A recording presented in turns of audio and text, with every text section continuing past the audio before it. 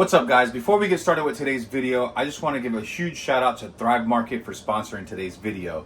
So if you haven't heard of Thrive Market is a online membership-based grocery store where you can find a bunch of organic and just clean products, to eat, for personal care, maybe for your pet.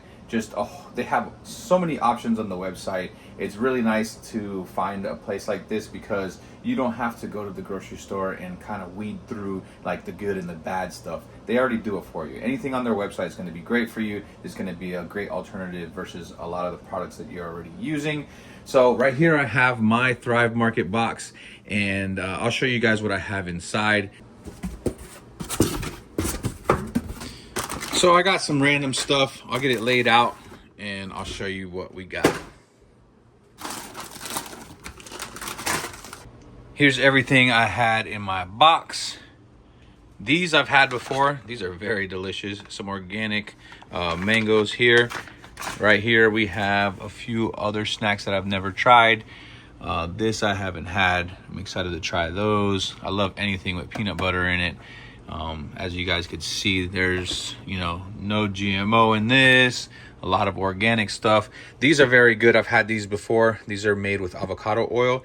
It's a good choice when you just want some chips. It's going to be on the healthier side. I've had these, but I haven't had these two, so I want to try those out. You guys can see I have a big bag here. I also wanted to try these cheese balls. I've had this company before. They have some like Pringles style chips, just healthier, all taste, no guilt. So I want to try those out. I got some organic coconut wraps. I wanted to try these out, maybe do some like breakfast burritos or something with those. And I also have this, the mosquito and tick repellent. This is going to be a healthier choice when it comes to a lot of other products. I've been fishing a lot lately and there's been a lot of mosquitoes out there, and I don't like to use all the products that you guys probably know about. I don't know what they have in them, so I'd rather just do without. But knowing there's a healthier choice, I'm going to go ahead and give this a try. I've been surfing through their site a lot, and I've got a list of things that I want to get on the next order. If you guys are interested in Thrive Market, click in the link in the description box, or go to thrivemarket.com/Emilio's World to receive 30% off your first order and a free gift when you join Thrive Market today. Trust me, guys, you're going to want to check them out, especially if you're trying to live a healthier lifestyle like I am. They're just going to make it a lot easier for you to just go on their site, click through, a bunch of different products that are going to be great for you. They also have a section where you can click on what diet you're on, and it'll show you a list of products that are good for that diet. All around, it's just going to be a good choice, a healthier choice. So go ahead and check them out. I'm going to go ahead and open a couple of these snacks up because I am getting hungry. I appreciate you guys for giving me the time to tell you about Thrive Market. Now let's get back to the video. What's up, guys? Welcome back to another video. So in this video, we're going to be mainly focused on HONDARU. We're going to be talking about HONDARU. We're going to try to get into all the details on what it takes to make this car, what it is. There's a lot of you guys asking me questions on things of what I use and just basically how you do, like how do you get the K-Series to sit in there. And I'm going to try to go through HONDARU as detailed as I can to try to answer a lot of those questions. There's a lot of parts that I have on here that no one has. They're one of one. I know there's a lot of you guys trying to do this swap, and there's just certain parts that are not on the market. But hopefully one day I can put some of these parts on the market, because I could see that there's a lot of people that are attempting to do it. I've seen some that actually try to take it to the track and try, but there's nobody that has had any success like how I've had with HONDARU. And when I say success, you guys know that I've been through a lot of trial and errors. So there is a lot of times that, I go through a lot of issues with it. But at the same time, you can't tell me there's another Subaru with the K-Series engine that is running 9.6s right now. I haven't even seen one running anything close to that or even fast at the track. So I'm gonna let you guys know what I'm using and the setup that I have on it right now. I got this car probably 8-9 years ago, and when I lived out in Colorado, I started getting into Subarus. Living in Florida, growing up in Florida, you really didn't need the all-wheel drive, so it wasn't something that I was, looking at. But when I moved to Colorado, being in the snow, and wanting something, you know, that I can tune up and, you know, something a little fast, I got into the WRXs. So I've had a bunch of bug-eye wagons. I've had a couple of coupes. I've had a ton of WRXs from the time that I was living in Colorado. But I ended up keeping this one. The reason why I still have it is because, you know, it's a unique swap, and we've put a lot of time into this car. Going back, this was a 2004, or is a 2004 STI. It was silver.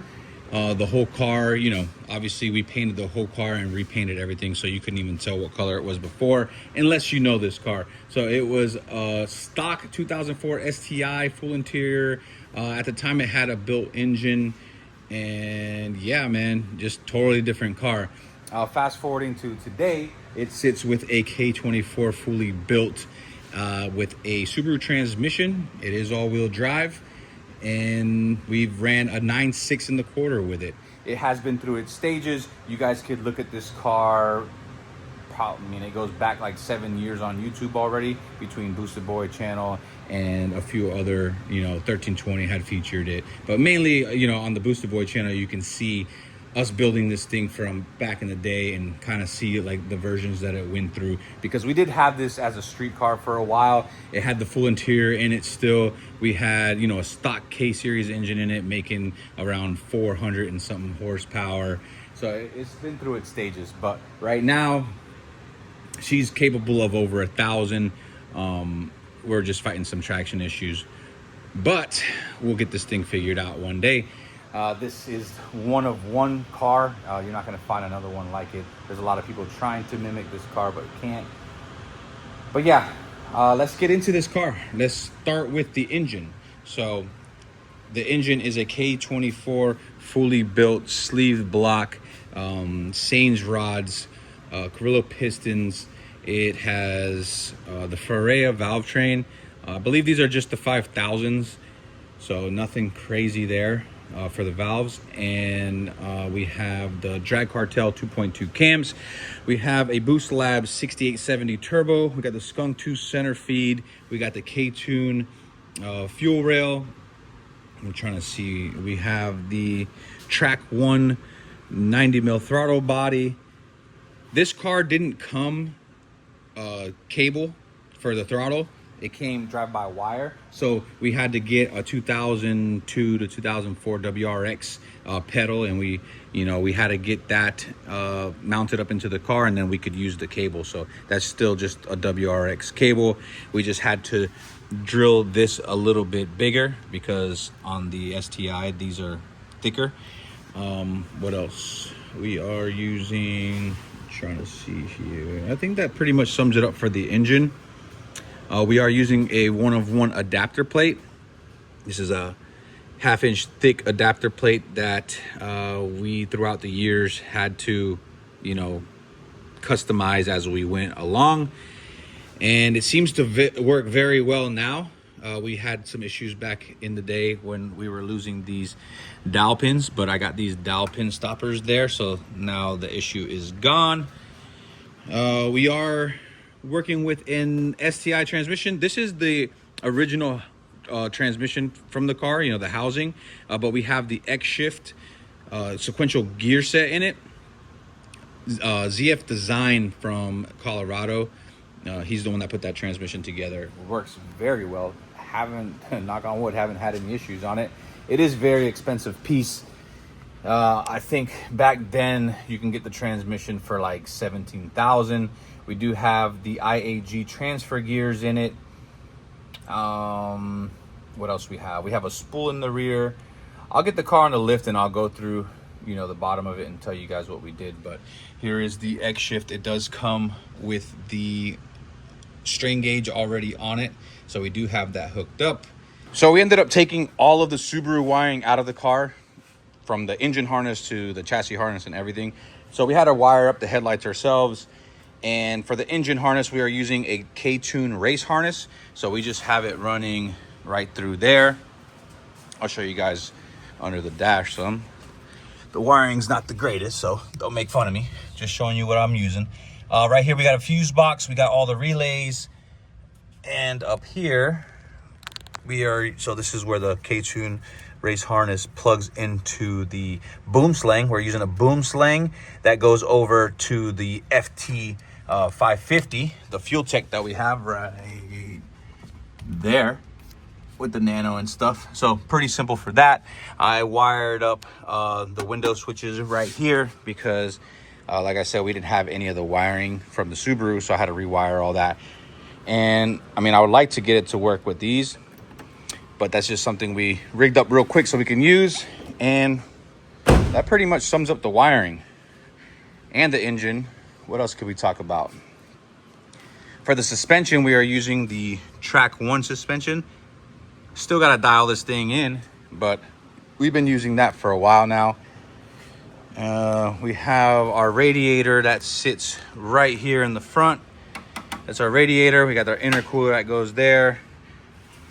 You see the intercooler piping. For the radiator, we had to use this elbow right here and use this long pipe to bring it over to go into the thermostat housing. And then from the top, we just had to go through here and, you know, rig it to the back right there. So eventually I want to use AN lines, but like I said, this is what we're using for right now. I do have the upgraded clutch master cylinder right here, the Willwood, but I used the stock one for a long time. I only got this to get it. It's not that you need it. The stock one works great. For the clutch, we are using an Action Clutch triple disc custom flywheel. Let's get this thing on the lift. I'll show you guys underneath.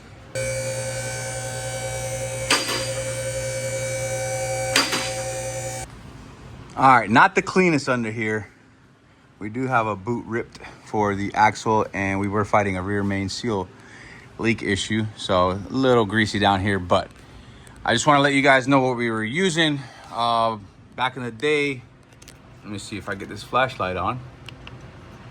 You see these spacers right here, these guys right here? These are just washers that a long time ago we welded together. We're still using. So we spaced down the subframe 1.25 inches here. We spaced down the transmission right here as well.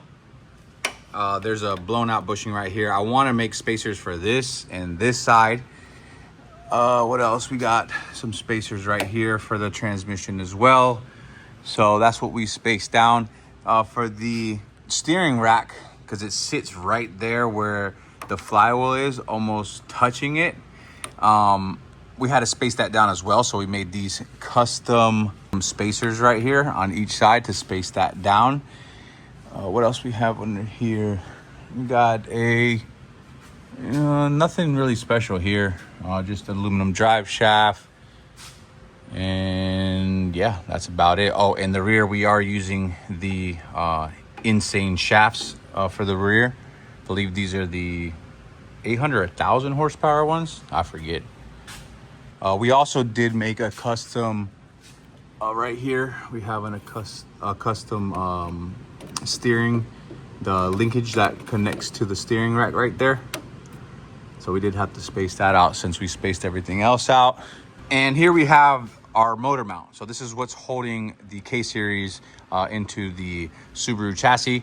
There's a subframe that runs, if you guys are familiar with these, it runs like here and it goes all the way to the front, goes all the way. So we took that subframe off. We don't use that.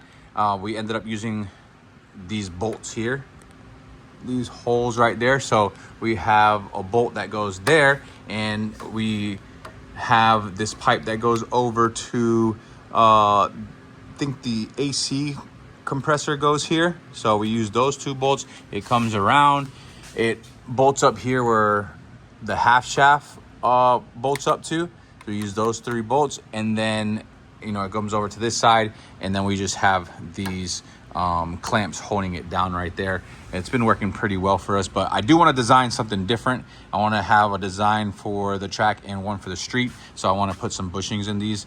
So I've been talking to my buddy about redesigning these, so that's in the works. But this works, you know. It does vibrate a lot because they're solid mounts. So you just gotta make sure everything is nice and tight. For the oil pan, because it does run straight up and down, you know, the K-Series, We have a baffle inside, and also I went ahead and got this drain plug put on this bottom part. This is where originally it's at, but since, you know, it's all coming down to here, I just put one there, and I think that's it there. I wanted to show you guys this too. So to get the alternator and the water pump to spin, we did have to do like a custom tensioner here. So this comes off of like a D series, I want to say like AC compressor tensioner, and we had to drill it to make it here, to go here, and this is what we use to tension our belt. You know, it's not, as you guys can see, we're not using all of the ribs, but this works. It's never failed, so that's what we're using for that. Going on the inside, we're just running the pole position Recaros. Pretty simple on the inside. I kept the front door cards, the STI. I kept the STI carpet for the interior. I'll take you guys to the back. So we're running a Magna Fuel 750, which we have right here. Oh, let me get this bag out of the way. So we're running that pump there. We're just running an eBay, you know, 10-gallon tank. Nothing too crazy there. And that's it for the fuel system. There is a lot of stuff I want to change on the car. I do want to cut some more weight. I left the STI wing on there because it looks good. And I wasn't really fighting a weight issue just yet. But we are getting fast, and I want to get faster. So I don't want to cut the car up too much more than what we already cut it up, because maybe when I get older, maybe I want to take the cage out of it and put the full STI interior back in it and drive it around like that. So I didn't want to cut the chassis up too crazy. Another idea I had was just getting a whole other blob-eye chassis, painting it the same color, and just making it a full drag car, so I don't, you know, cut this one up too much. This is my baby, and I want it to be around for a while, so I was careful when we were cutting it already. But yeah, as for that, what else could we talk about? It would be nice to get some carbon fiber doors, you know. I still have the original Brimbos on there. This is what's stopping me from putting on 15-inch slicks. I've already talked about this, but I wanted to take those off and get some smaller brakes so we can do that. But that pretty much sums up HONDARU. Let me know in the comments if you have any more questions that I didn't cover. But that basically sums it up, man. This car's been through a lot, and it's gonna continue to go through a lot. So we plan on going faster and faster, man. The goal is 8s. I think once I get to 8s, then, you know, we're close to it. And I think with just switching up a few things, like, we have the power for it, we can get there. So once I get there, you know, then we'll be able to relax for a little bit at least. But man, this is I feel like a lifelong project. It's been fun. At times it gives me headaches. I'm sweating a lot right now. It's so hot in Florida, it's crazy.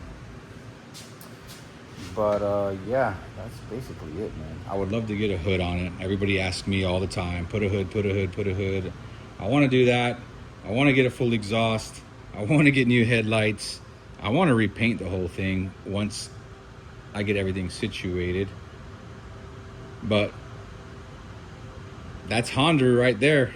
I also wanted to mention, if you guys are interested in getting an adapter plate, the one that I have in HONDARU, I want to see how many people I can get together in order to make this happen, because it is going to cost me a good bit of money, because I can't just get one made. I'd have to get maybe, I'm not sure on how many, but I'd have to get a lot of them made to get a decent price on them. So if you guys are interested in that, DM me or just comment down below and try to get a hold of me. My Instagram is Boosterboy Emilio, if you guys want to get a hold of me there. If I can get these adapter plates just to start off with to you guys, I think that'll be a huge help. So if you guys are interested in that, let me know. I'm working on other parts that, you know, I want to get out to you guys. But It's not cheap to get these parts out, but the more you get, they'll give you more of a decent price. So I think that's it on Hondaru. I pretty much covered everything. I hope you guys enjoyed this video. Maybe we'll do another video on prices and how much everything would cost to do it, or basically how much money I have into this car. I don't know if I want to know that number, but give me ideas on what other videos you guys want to see. I appreciate you guys for watching, and I'll see you guys soon.